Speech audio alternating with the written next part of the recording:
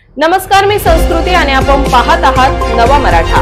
राज्यात दूध आणि संबंधित अन्नपदार्थांमध्ये होत असलेल्या भेसळीच्या घटनांवर कडक पावले उचलण्याचा निर्णय राज्य सरकारने घेतला आहे। उपमुख्यमंत्री अजित पवार यांनी भेसळ करणाऱ्यांवर मोक्का अंतर्गत गुन्हे दाखल करण्यासाठी कायद्यात बदल करण्याची घोषणा केली आहे।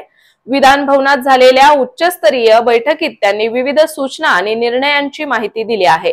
तसेच दूध आणि अन्नपदार्थांमध्ये भेसळ करणाऱ्यांविरोधात आता अधिक कडक कारवाई होणार आहे। उपमुख्यमंत्री अजित पवार यांनी या संबंधीच्या कायद्यात सुधारणा करून मकोका लावण्याची तयारी असल्याचे जाहीर केले। या प्रस्तावाला मंत्रिमंडळासमोर सादर करण्याचे निर्देशही त्यांनी दिले। विधानसभेत भोसे येथे उघडकीस आलेल्या भेसळीच्या प्रकारावर झालेल्या लक्षवेधी सूचनेच्या अनुषंगाने ही बैठक घेण्यात आली होती। या बैठकीला अन्न आणि औषध प्रशासन मंत्री नरहरी झिरवाळ, राज्यमंत्री योगेश कदम तसेच आमदार सुधीर मुनगंटीवार, विक्रम पाचपुते, अभिजित पाटील, कैलास पाटील आणि इतर वरिष्ठ अधिकारी उपस्थित होते।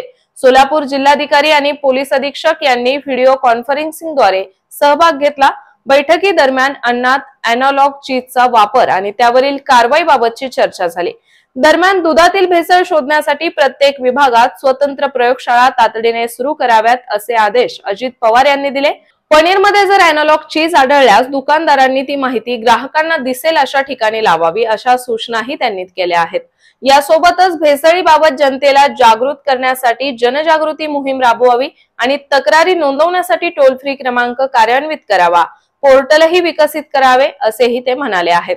याशिवाय दूध भेसळ प्रकरणांचा तपास जलद आणि अचूक व्हावा यासाठी अन्न आणि औषध प्रशासन विभागाला अत्याधुनिक उपकरणे आणि यंत्रसामुग्रीसाठी पुरवणी अर्थसंकल्पातून निधी दिला जाणार आहे।